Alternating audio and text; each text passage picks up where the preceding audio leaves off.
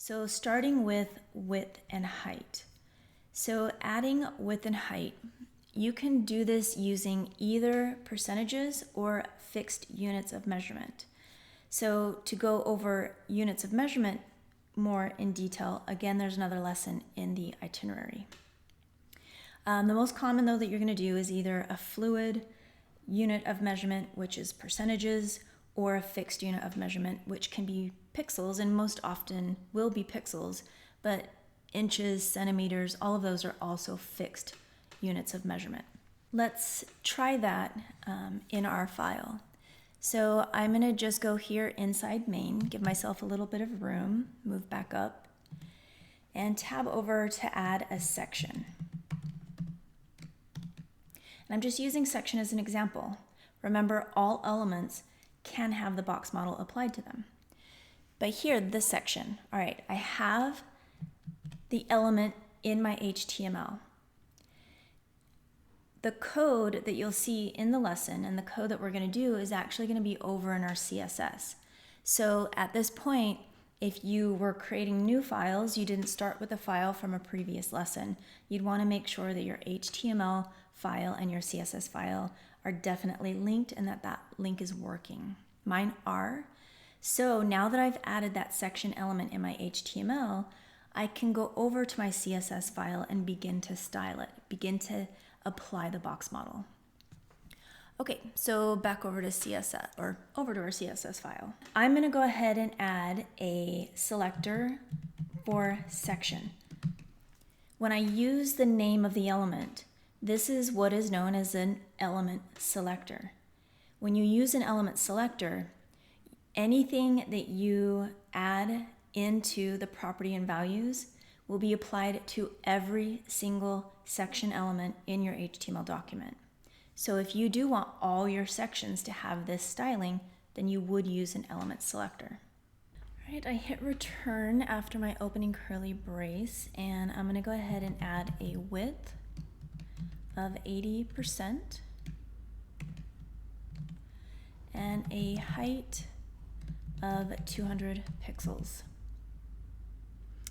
Okay, let's talk about what's going on here and a couple things that I did. So first is I hit return after that curly brace, and brackets also gave me the closing curly brace and put the cursor in between. So when I hit return at that point, brackets automatically moves my code over. And it doesn't have to, you don't have to do that. How we saw in HTML that the browser is only going to recognize one space. Same thing here. As long as you're doing the syntax correct, you could hit enter as many times as you want, or not hit enter at all. You could do that code all in one long line. But the way that it is helping me to add that code in right now is pretty standard and is how you will usually see code in a CSS file. So it's a good idea to just make it a habit. So that if you do work with other people later on, they can actually read your code. Next, I did a width of 80% of its parent, but I gave a height with a fixed unit of measurement. This is because we are used to seeing content grow and shrink width-wise when you change the size of a browser window. But we don't see the content change size and height when we change the size of a browser window. And so because of that, even though I could set the height to a percentage, I probably don't want to because it would be weird. However, with width, we do usually set it to a percentage so that it does grow and shrink in width with the size of the browser. So that will just depend on what kind of an element you're creating, whether it is a structural element or a text formatting element or what have you. It'll just depend. Okay, so because right now with just width and height, our element will still be transparent and we won't be able to see the edge of it. So I'm going to go ahead and also give it a background color, so background dash color. And I'm just going to go ahead and choose one of these. And we go over backgrounds in another lesson. You can find that in the itinerary on D12. But we do just want to go ahead and add that in for now so we can actually see what's going on. All right, let's go ahead and open our preview.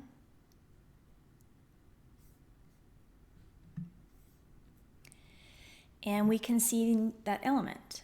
So remember looking at the code, and let me go ahead and pull this over here.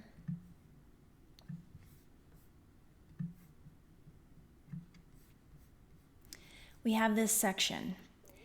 By browser default, following normal document flow, this block level element section is the very first thing that we have in our code that we've actually given any kind of dimension or any color to. So it's why we see it shoved in the top left corner of the screen. We'll learn ways to change that and manipulate that later, but right now it's following normal document flow. If we added another section in our HTML, we would see it break the line and stack right on top of the other section because they're both block level. Well, section is a block level element. We see it stops over here because the parent element that it is in, main, and then main is inside body. So basically right now body and then HTML, those are the parent elements, and they do not have a width applied to them. So their width is by browser default, which is 100%. Because section is inside a lot of parent elements nested, and they have no width applied to them, we can think of the parent element as being 100% because it's taking on that browser default, which means that the section is 80%, and right now is 80% of the overall screen because nothing else has a size to it. If, however, we gave main a width, let's go ahead and try it really quick. I'm going to go ahead and actually add this above section. I'm just thinking about the way that I created my website. Remember that main is a larger structural element, so I'm actually going to go ahead and put it above. The browser doesn't care where I put it, but just so that I keep myself organized, and if I ever need to go back and find it, I have a habit of putting things in a particular order so I can find them easily. All right, so if I did want to give main a width, I'm going to go ahead and add a main element selector, give it a width. Let's say the width is 50%. That means it will be 50% of its parent. And its parent is 100%, but now that we've given it a width of 50%, we've changed how section is viewed. So it is 80% of 50% of the viewport. So section is 80% of main, but main is 50% of the viewport, if that makes sense. All right. And just to show, let's go ahead and I'm going to get rid of main for now and just go back to our section code so that we can go over here and take a look at pulling this viewport in and out. So see how I'm changing the size of the width of the viewport, and because that width is a percentage, it's allowed to be fluid and grow and shrink. Because the height is a fixed unit, if I pull the viewport, well, it's not going to let me because it's too small. Let me quickly add in some more sections in my HTML. And this is a good way of just seeing too how this can be applied. I'm just going to copy this section and paste them in. So I can see over here how that is being applied. Each section is a block level element, so they are stacking on top of each other, and they don't have any margin applied to them. So I don't see a difference between each of them since they are all the same color. But now that I do have some more there, I'm going to go ahead and pull this browser, and because they are a fixed unit, the browser covers them up. They don't grow and shrink, it's a fixed unit. But again, we're not used to it growing and shrinking when we pull the browser up and down. We're used to it just with width. Okay, we're going to do a couple of things now to kind of prep ourselves so that we can see what happens when we go through the rest of this. So I'm going to go back here and actually get rid of those sections that I added. So I just have one. But then inside that section, I'm going to go ahead and add an article.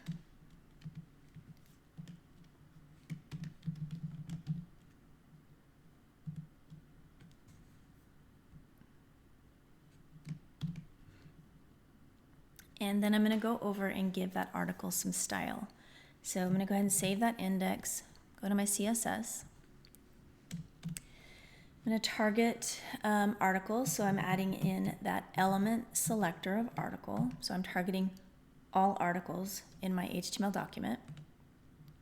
I'm going to give it a width of 50%. And, sorry, there we go. And I'm going to give it a background color. Let's do blue.